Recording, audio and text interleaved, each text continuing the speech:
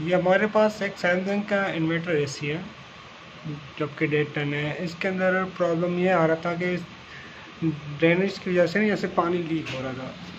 तो पानी लीक तो हो रहा था, वो बिल्कुल अलग प्रॉब्लम है। मसला ये आता है कि जब भी कोई इसके अंदर प्रॉब्लम आती है, इसका ग्रिल खोलना बड़ा मुश्किल काम होता है। क्योंकि ग्रिल खोल तो लेते हैं, जब ग्रिल खुल जाती है तो दोबारा लगाने जैसा रहता नहीं। इसके जो क्लिप वगैरह होते हैं प्लास्टिक के होते हैं, वो एक दफ़ा से टूटने के बाद दोबारा ग्रिल अपनी जगह पर बैठता नहीं है। तो मैं आपको दिखा देता हूँ इसका ग्रिल कैसे खोलता है, ताकि आपके लिए आसानी हो। दोबारा इसको फिट भी करेंगे तो किसी चीज़ को टूटे बगैर आप इजीली इसको फिट कर सकते हैं। ये स्क्रू तो मैंने पहले से खोल दिए थे, क्योंकि ये तो आसानी से खुल जाता है। ठीक है, और यहाँ भी एक पेच लगा होता है। ठीक है, ये भी आपने खोलना है। एक यहाँ पर पेज लगा होता है, दूसरा साइड में होता है, ये यहाँ लगा होता है। ठीक है, आपने दो इसको लाजमी खोलना है।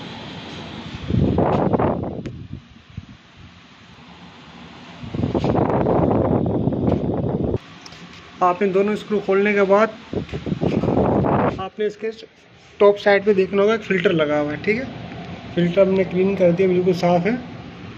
और जैसे फ़िल्टर निकालने के बाद इसके अंदर 1 2 3 4 क्लिप लगे हुए हैं, जिसकी क्लिप की मदद से यह इंडोर का कवर होता है बिल्कुल फिक्स होता है। आप हमेशा नीचे से इसको ना ऊपर करने की कोशिश करते हैं तो फिर ये निकलता नहीं है, और ताकत लगाने के बाद ना ये इसकी क्लिप होते हैं वो टूट जाते हैं। और पहले भी किसी ने कोशिश किया हुआ, ये देखिए ये क्लिप यहाँ से तोड़ा हुआ है, इसने ये टूट के निकाला है।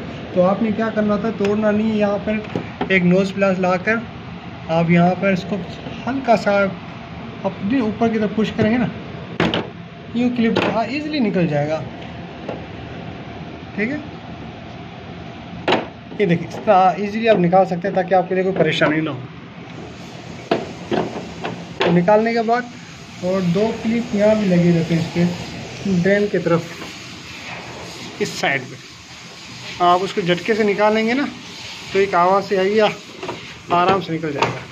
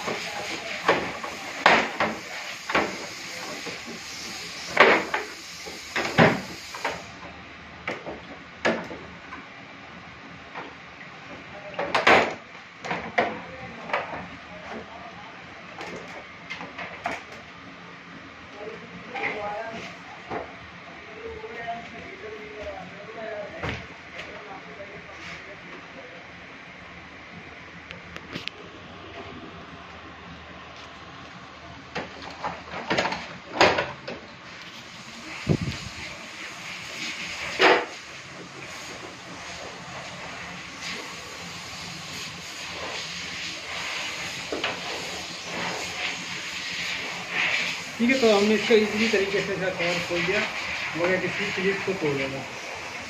इसके अंदर कोई प्रॉब्लम नहीं थी, जिसकी वजह से हमें कोई एरर के ऊपर काम नहीं करना पड़ा। बिल्कुल बेहतरीन चल रहा है, ऐसी में कोई प्रॉब्लम नहीं।